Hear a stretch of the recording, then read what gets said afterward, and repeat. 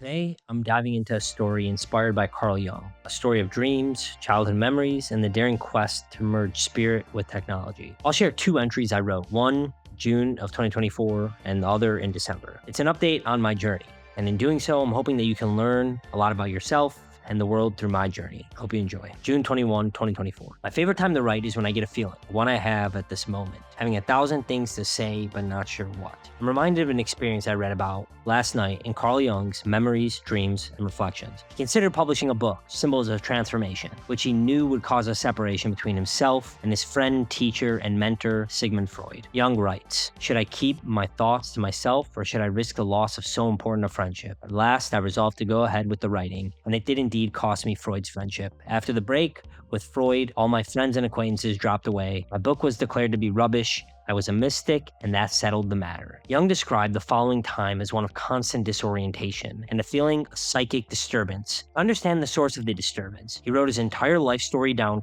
twice and combed over it to see if he could find anything. Nothing. He had a thought that went something like, well, since I know nothing, I'll trust the instinctual manifestation of my unconscious mind and do what occurs to me. A memory emerged. When he was a child, he would go down to the shore and grab stone and clay to mold model towns. He recognized there was a feeling associated with the memory. He had an impression that if he returned to the endeavor of building a model city with stone, he would unlock parts of himself locked in this memory. He recalls, "The first thing that came to the surface was a childhood memory from perhaps my 10th or 11th year. At that time, I had a spell of playing passionately with building blocks, and I distinctly recall how I had built little houses and castles. These structures had fascinated me for a long time. To my astonishment, this memory was accompanied by a good deal of emotion. Aha, I said to myself, there's still life in these things. The small boy is still around and possesses a creative life which I lack. But how can I make my way to it?" He felt like a fool playing childish games as a grown man, but as he remarks, this moment was a turning point in my fate. I had only the inner certainty that I was on the way to discovering my own myth. The building game was only a beginning. It released a stream of fantasies which I later carefully wrote down. Not only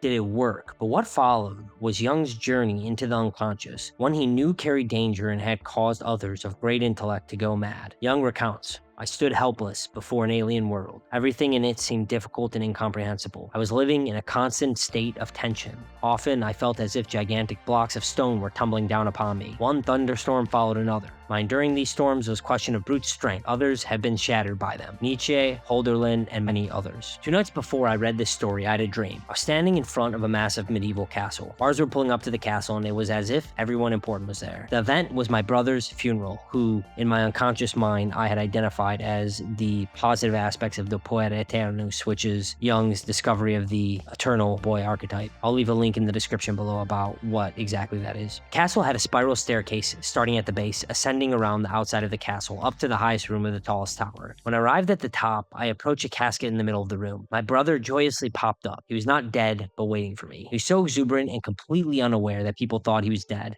and that it was his funeral. I felt dread and uneasiness. I knew that I needed to get him out fast because it wasn't long before he would die. At the end of the dream, we walked to the door, which was the exit of this room, but I felt that on the other side, great challenges awaited. The dream ended. The analysis of the dream was a mirror into Jung's path. The dream said that I had managed to find my way to the creative and adventurous energy of my inner child, but now I must overcome the challenge required to integrate him back into the world. There are aspects of humanity that are not well understood, both internal and external. Jung lived in this space of ideas, but he seemed to understand it all too well. In my piece, Fringe to Frontier, I make the point that genius also has a touch of madness. They operate in an idea space years ahead of their time. Jung understood something about the psyche that is still not well accepted in the mainstream today. Potential of personality is more than simply the field of consciousness. Jung's prelude to his life's work was a return to that which was locked in him as a child, which was signaled by his unconscious. Like Jung, the psychic energy of my inner child was not integrated. However, the tide has slowly been turning for me, and now the path has opened. He has been unlocked, and my dream communicated that he is alive and well, and that a hero's journey awaits as I manifest him into the world. I've been searching for this path to integration since 2021, and it seemed that I found it. Jung's path eventually led him to study alchemy, interestingly. I see what I'm doing as a sort of modern alchemy, technological alchemy, if you will, rethinking spirit and matter in our technological era. My alchemical understanding is currently in a nascent state. I do know that it is often considered a precursor to modern chemistry, and more broadly, to to the scientific tradition. Alchemists had a multifaceted pursuit: turn base metals into noble metals, create the elixir of immortality, and create a panacea to cure all diseases. The highest of the alchemist's pursuit: create the philosopher's stone, the stone that would turn base metals into gold. The modern eye may see this as a delusion of an irrational time, a view I'd disagree with. Maps of meaning taught me that alchemists conceptualize the world differently. Here, I will present a brief illustration of how an alchemist might have thought, drawn from maps of meaning. An alchemist would taste lead and start feeling ill, which they might interpret this as the lead containing demons. Physical matter had the essence of spirit. In our era, we have separated matter from spirit. Objects of the material world do not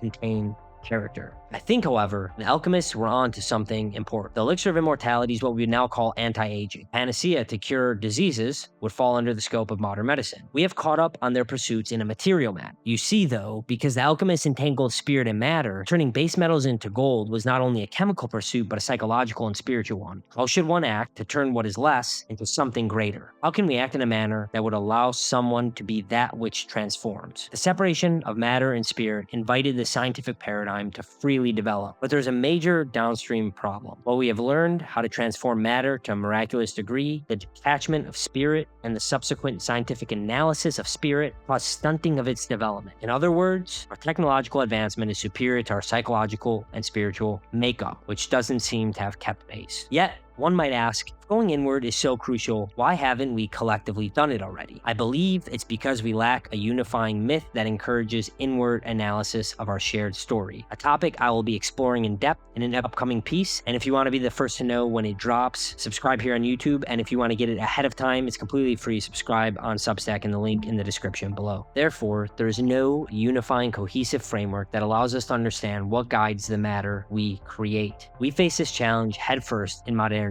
The technological potential for an inconceivably miraculous future is commensurate with the potential for darkness. In our era, we need those who can evaluate technological intricacies while simultaneously exploring the depths of the human psyche. This is the path I walk. My next entry, December 2024. 2024 has been a meaningful journey. With it, I explored many interesting areas of thought and was able to write far more frequently than I did the previous year. One of my favorite parts about writing is getting to understand myself and the external world better. When I find something that sparks those areas of interest, it's as if a whole piece is already to be written. And sometimes the universe has a way of confirming you're on the right path. Yesterday, I opened my inbox to Packy McCormick's The Return of Magic, energizing me with excitement. In it, he uses the telepathy tapes as a jumping point into an exploration of a societal awakening of a return to magic. Throughout, he uses multiple arguments to point to an underlying connected consciousness we're all tapped into. It's a long read, so a quick summary will not do it justice. I recommend checking it out. I also highly recommend the telepathy tapes, which I will write about in the future. His piece was energizing because it touches on areas I've been looking at, dancing on, and pointing to over the course of 2024. This piece reignited my reflection on my own journey, one that has increasingly grown spiritual over the past year. The keen eye may have noticed this trend in my writing. I started down the path of continual self-improvement when I was in my mid to late teens, but starting in 2023 and in depth in 2024, my journey became far more spiritual. I kindled a religiousness, if you will, in me, one in which I experienced dreams, synchronicities, fantasies, feelings derived from another, calls to adventure, and conscious guiding my path forward. I've been researching and studying the mystery of Psyche, spirit, God, and religion for years, but this year was different. And before I continue, I want to make a quick disclaimer. I find that people will emotionally flare up or have a negative, or positive maybe, reaction at the mention of God. My experience is that people tend to have inbuilt responses to the concept based on their negative and poor memories of a religious institution. Maybe crazy people who misappropriated the religion to act terribly, and other reprehensible misappropriations of the concept. This is not to say I joined some institution. In fact, the institution to me has felt like a barrier to my experience with God. I invite you to keep an open mind if you find yourself resisting. As I delved deeper into the mysteries of the psyche and spirit, I encountered moments that felt profoundly connected to something greater. Concept that many call God. Everyone's path to interfacing with God will look and feel different. It's why various religions point to a similar underlying phenomenon. There's more than one path. Each religious text is a rulebook to align oneself to experience God, a blueprint for the spirit, if you will. I, for example, felt intimations of God through the pursuit of psychological individuation and studying the biblical narrative. The way one arrives there is besides the point. The point is, there's something mysterious within psyche and spirit that we don't seem to fundamentally grasp halves, which is touched on in the telepathy tapes. Who knows how much of this we're even close to understanding, which is beckoning an intense curiosity within me, and furthermore, a chilling worry given the times we're up against. Through 2025, I will continue to explore the depths of the human mind and its capabilities. It's an area of complete underdevelopment and study relative to our technological front. It's partly why I wrote The Lost Origins of Technology. I think we've narrowed our focus on what technology is to software and electronics. By the definition of the word, we can conceptualize dream analysis, interacting with story and myth, and Jungian individuation as technology. I've said it many times in different ways. In an era of extreme technological sophistication, we will go within and seek that which is uniquely human. It's possible that this will take the form of shared connections through spirituality, religion, and a deeper understanding of consciousness by exploring areas that were once shamed out of existence for not fitting the scientific framework.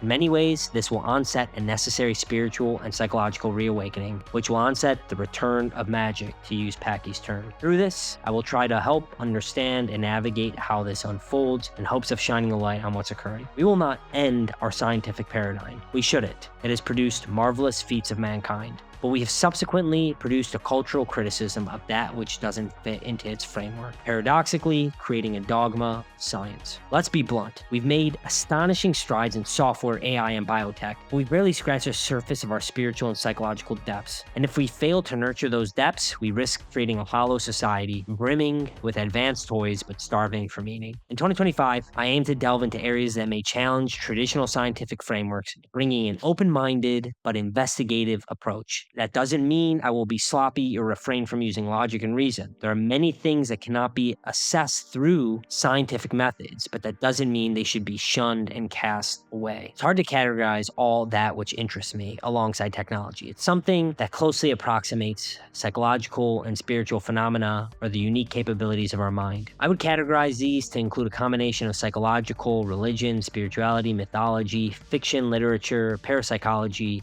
UFO and UAPs, ancient civilization, and ancient mysteries. I will also continue to explore our current evolving technological paradigm. I don't think the two are unrelated. I have some ideas for technologies that can help facilitate diving into one's psyche to help others experience the idea that our consciousness is far more expansive than our mere minds. It may be the case that while we might just be a biological process, that process taps us into something fundamental about the cosmos we share as a species, like Jung's collective unconscious. And Jung's work, in many ways, can be seen as a new vocabulary that allowed him to semi-safely continue the study of something ancient. It's certainly part of the reason I'm drawn to him. He used a rigorous approach to demonstrate the validity of the mysteries of the mind to advance the field tremendously. Here, I want to continue the thought of advancing these areas of exploration. The esoteric ideas are important to be looked at alongside the world of matter. This is why I conceptualized myself as a technological alchemist. I think that my goal here is to try and bring spirit back to life alongside matter. The alchemists saw them existing inseparably. However, I think both are realms of truth that coexist and that we may be able to eventually reconcile. That is the realm of ought and is,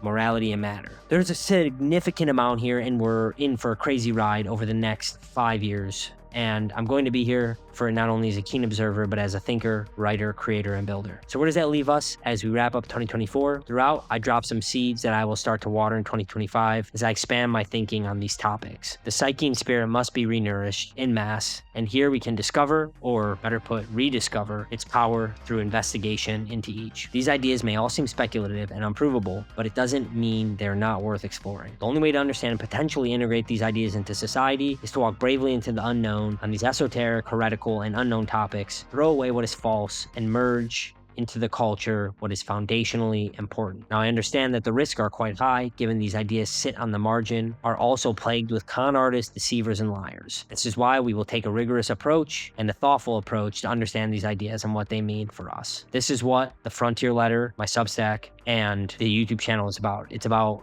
finding what is beyond our reach of understanding, taking it, researching, understanding, and tinkering with it so it can be integrated into society to make our individuals and shared experiences better, and doing all that while still trying to have fun. If that sounds like something you want to be a part of, subscribe to join conversation. Can't wait to explore this together. And as always, thank you for listening to the video. Check out the link in the description below to be part of the Substack and get these essays ahead of time. And until next time, everyone, take care of yourselves.